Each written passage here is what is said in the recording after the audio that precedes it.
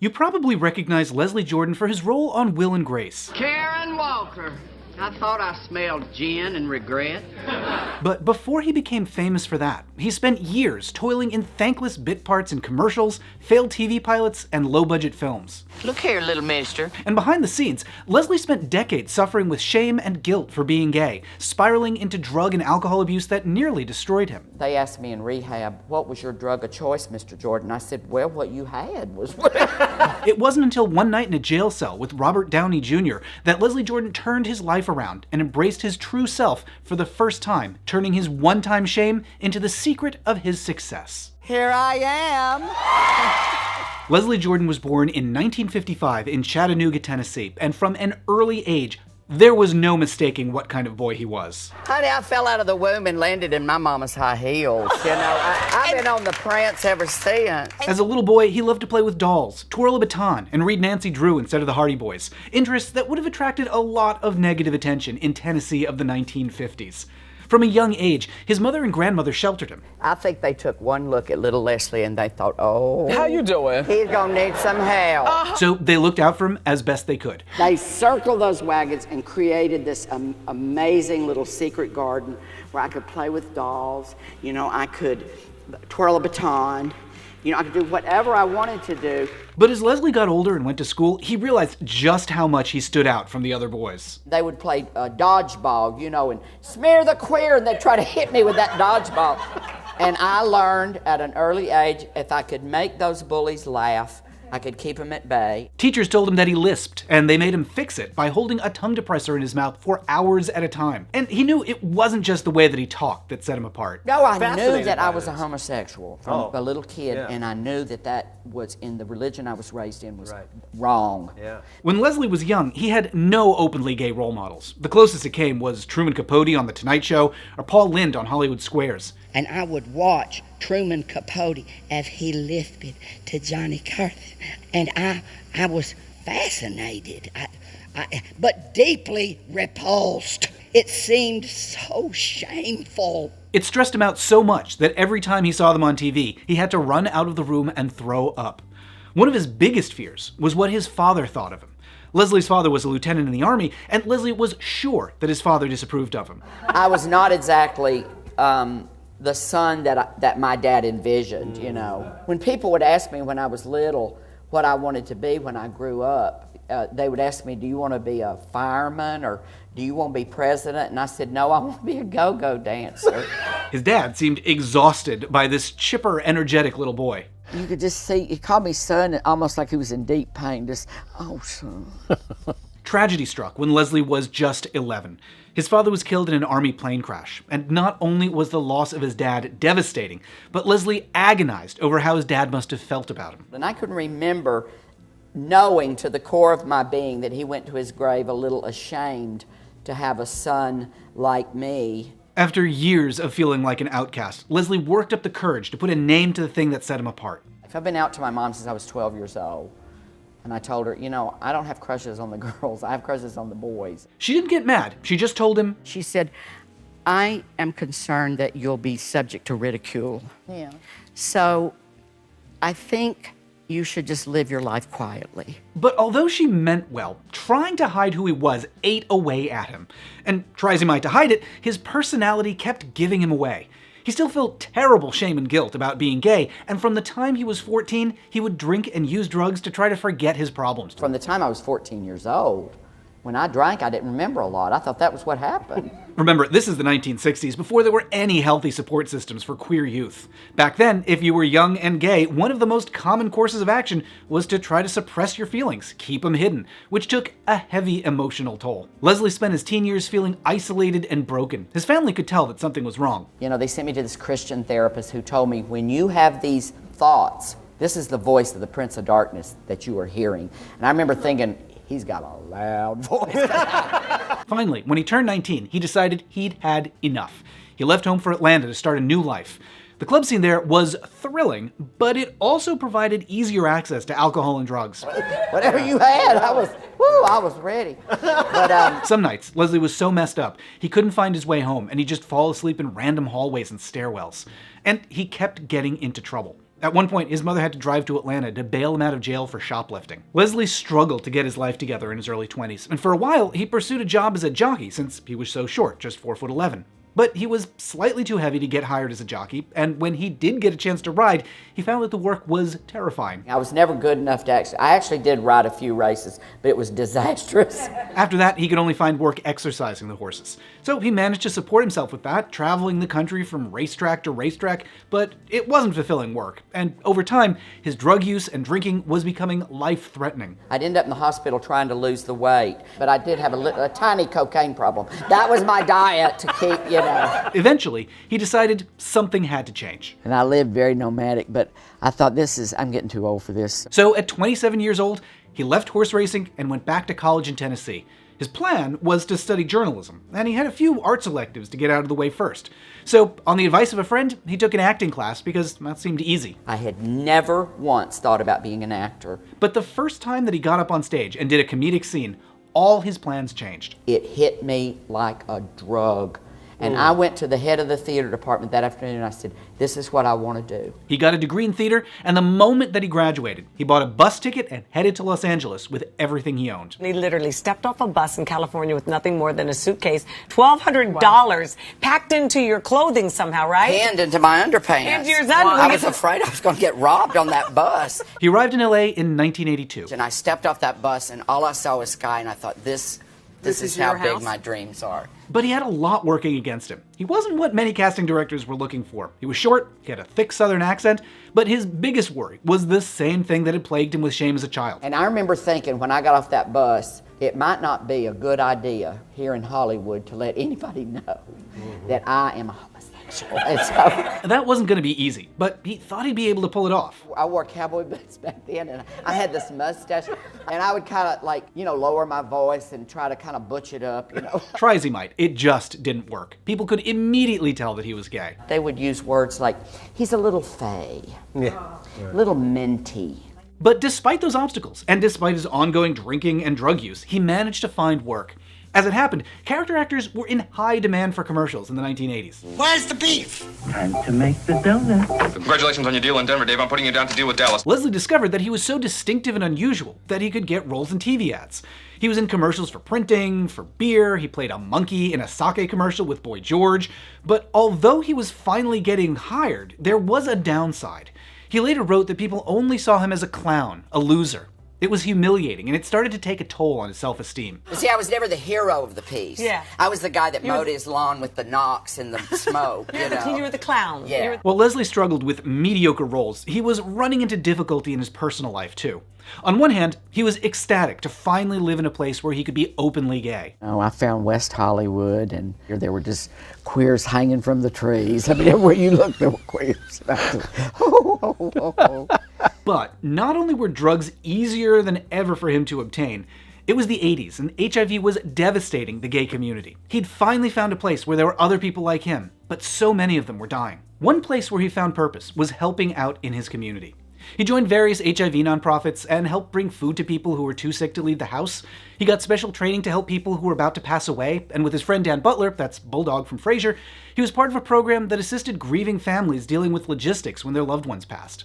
It was difficult work, often thankless, but it was also deeply fulfilling, and he could see the positive impact that he was having, even as he was suffering from addiction. Leslie's personal life was spiraling into disaster. He was drinking so heavily he'd black out, sometimes while driving, and he still felt terrible shame about who he was. I have been a sissy my entire life. I cannot tell you the shame attached to that issue. I even busted the mirror out in the bathroom in a drunken rage because I caught myself shaving with my pinky out. During this time, he started dating a drifter with violent tendencies, and the two of them did drugs and fought constantly.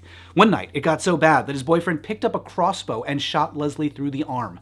And if you're wondering why he had a crossbow, his boyfriend had asked him to get him a gun, but Leslie thought a crossbow would be safer, which turned out to be a good call. That's around the time that he hit rock bottom. One night, he was pulled over for drunk driving. Usually, he could talk his way out of it, but this time, he was sentenced to 120 days in jail. He was terrified. A 4'11" gay man in LA County Jail, he was convinced he wasn't going to make it out. Early in his time there, he saw another gay man in the same wing. The other man was HIV positive, and the other inmates all avoided and shunned him, so Leslie made a point to keep the man company and look out for him. Even while he was locked up for self-destructive behavior and riddled with shame for being gay, he was still doing what he could to help other queer people, just not himself. One night, partway into a sentence, Leslie was feeling particularly bad about where he'd let his life end up, and he started to feel like there was no hope for him. And I prayed, but I remember I said, God, you might not remember me, but I was a young royal ambassador for Christ, but I've taken a little detour here. I'm in the jail cell.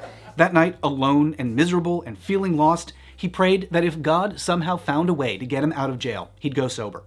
And then it seemed like a miracle happened. One of the guards came to his cell to tell him that he was about to be released.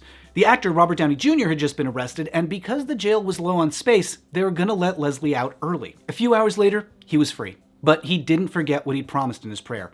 He started putting his life back together. Separated from the boyfriend with the crossbow, he got into a rehab program and went to sobriety groups. He stopped self-medicating with drugs and alcohol. In 1997, at the age of 42, my medicine was taken away. One of his first jobs after he got sober was a multi-episode arc on Caroline in the City, and he was feeling tense. So he called a sponsor and asked for help. He said, I want you to show up at that job to be of service.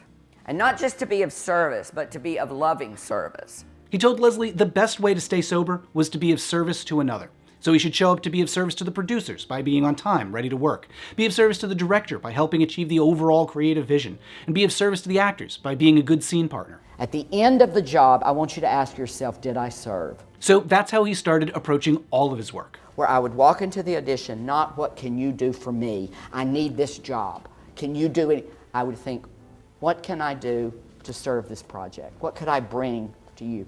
And people started to take notice. I cannot tell you the miracles that happened. Directors started using me again, and I started working like I've never worked before. Instead of chasing little commercial jobs and bit parts and TV pilots, his phone started ringing with bigger, better offers. But then an unexpected problem arose.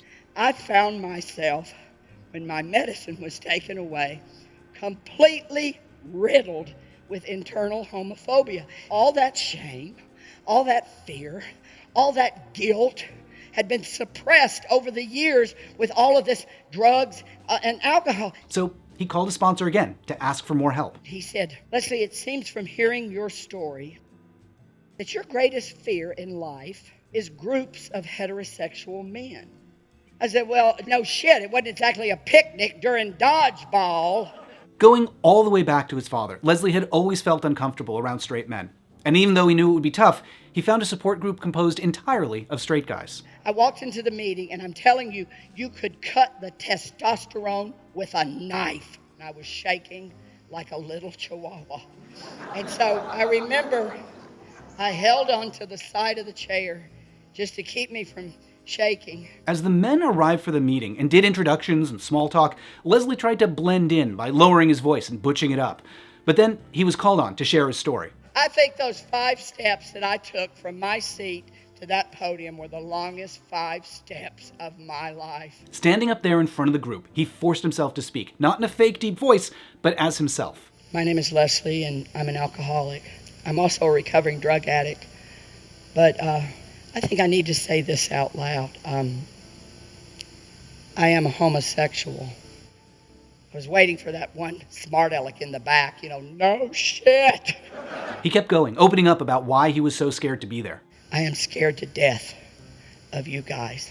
I'm scared that you'll be disgusted by me. I'm scared that you'll make fun of me behind my back, and I am really, really afraid that you're going to shun me. For the first time in my life, I told the truth. So how did they respond? The men surrounded him and told him he didn't have to be scared, that he was one of them, that they accepted him completely. After that meeting, the unconditional love in that room was overwhelming. That night, I became a part of something really, really important. He later wrote, I learned to be myself in front of those straight men. I learned that there's no big shame in being somewhat effeminate. I learned that people are drawn to others who are comfortable in their own skin, that the most off-putting people are the ones who try to pretend that there's something other than what they really are. That night was a new start, For the first time, he started auditioning for gay roles and gay projects. Within months, he booked a part on Ellen, playing a TV executive. So I thought, oh, wow, I get to be on this gay sitcom. After that, he played a drag queen in the film Sordid Lives. But the only thing that has kept me sane has been my career. And he made a film where he played an openly gay character whose life was based on his own. I just wanted to find a place where I could fit in. Those parts let Leslie stand out in a way that would have terrified him just a few years earlier. But by taking roles that let him share his authentic self, he made a bigger, better impression than he ever had before. Over the next few years, he became a series regular on several shows, including Boston Legal, where he got to share scenes with Betty White. I am still dealing with the tragic, unexpected loss of my mother. You killed her. And on Ally McBeal, where he reunited with Robert Downey Jr. He came up to me later on, he goes, where do I know you from? And I whispered, I said, 152, Pod A, Cell 13. Another big break came in 2001, when he got a frantic call from his agent.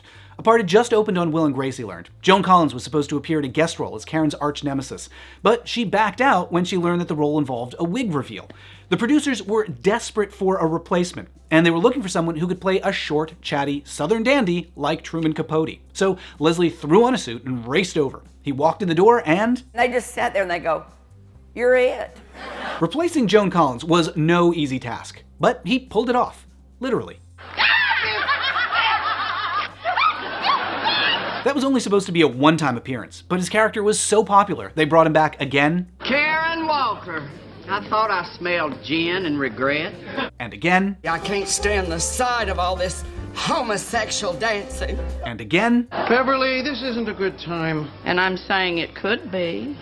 It's worth noting that on Will and Grace, Leslie played a closeted gay man who insists that he's straight, even though everyone can tell that he's gay, basically parodying what he was doing for the first half of his career. In fact, he was so good at playing that character, he won an Emmy for Outstanding Guest in a Comedy in 2006. Afterwards, the Emmys invited him back to present the award for Best Direction, and the producers told him he could write his own joke for when he got up to the mic. So after a lot of them mulling it over, here's what he got to say on national television. I take my Emmy with me everywhere I go. I even sleep with it. It's actually the first woman I've ever slept with. Saying those lines was quite a turnaround for a gay man who grew up full of shame for being gay, who tried so hard to run from his homosexuality that he nearly destroyed himself. And I stood there and I thought, my God, you know, I stepped off the bus in '82. I was riddled with internal homophobia. Here it is, 25 years later. I tossed that line out without one iota of shame and got this huge laughter, and I thought, what a journey. And that journey continued over the next few years. Leslie went on to appear on tons of successful shows and films. He was in American Horror Story. I personally had to say goodbye to Belinda Carlisle. And The Help. He also got to work with some of his idols, like Lady Gaga. I met the bitch with the real power. And Dolly Parton. I just felt like I knew him because I relate to him so much. Like, I've seen him dressed in dolly drag. And he became close friends with Carrie Fisher. In fact, Carrie actually wound up helping Leslie out of a jam when a picture of him appeared in the National Enquirer. That's a whole story that we don't have time for here, but I'll be posting that in bonus videos on Patreon. And this whole time, his audience continued to grow. At the start of COVID, he went home to Tennessee to keep his mother company and look after her, like she looked after him. While he was there, he made a post on Instagram about what he was up to. Nothing fancy, just a little peek into his life. I'm on the front porch swing at my mama's beautiful place in Tennessee. People seemed to like that, so he posted another. I think that's why homosexuals were put on this earth, just to make things pretty. Rabbits. And another. Today, we're going to make the backstretcher a baton. And before long, he'd picked up 6 million Instagram followers, entertaining people all over the world just by being himself, twirling a baton, listening to Cardi B. Well, that is just shocking. Despite all that success, there was one thing that continued to gnaw at him, the feeling that he was a disappointment to his dad. So one night, he worked up the nerve to sit his mother down and ask her if his father ever talked about being ashamed of him. I mentioned that to my mother, and she was flabbergasted. She said, your daddy adored you. She told him a story he'd never heard before, that when he was 3 years old, he wanted a doll with a wedding dress for Christmas. At first, his dad was appalled, but he could also see how much his son wanted that doll. And the night before Christmas, his dad went out to every store he could just to find the right one. And on Christmas morning, there was a doll with a wedding dress under the tree. She said, when I came down the steps and I saw her under the tree, I squatted on the floor and peed everywhere. I just peed all over the... Hearing that was a big surprise for him. Thought, you know, all that baggage that we carry from our childhood, he just wanted me to be happy. Leslie passed away in October of 2022, leaving his family and friends and fans with countless hours of funny, heartfelt, and very, very gay moments to remember him by. But he also left us with a legacy of generosity, serving others, and showing the world what it looks like to truly love who you are. The only thing that fame gives you is a platform. Yeah. And then you have to decide, am I going to give or am I going to take? And I want to give. I want to leave a mark in some ways, but I want to be of service. I think that's it, that I want to live a life of service to other people, and that gives me happiness. In making this video, I came across lots more stories about Leslie, like the time he set an unusual record for playing a Ferengi on Star Trek, the time Betty White nearly knocked him out, and how he made headlines by confronting a gay basher at a Starbucks in West Hollywood. I'll be posting those stories and bonus videos on Patreon. You can check those out at patreon.com/mattbaum. And for more about the history of queer characters on sitcoms, check out my upcoming book, Hi Honey, I'm Homo. It covers the on-camera and behind-the-scenes stories of shows from Bewitched to Golden Girls to Will and Grace and Modern Family. It's coming out in 2023, and it's now available for pre-order at gaysitcoms.com. Thanks to everybody who makes these videos possible. Now, if you'll excuse me, half of me wants to end this video, but my other half wants to stay and finish my refreshing lemon drop.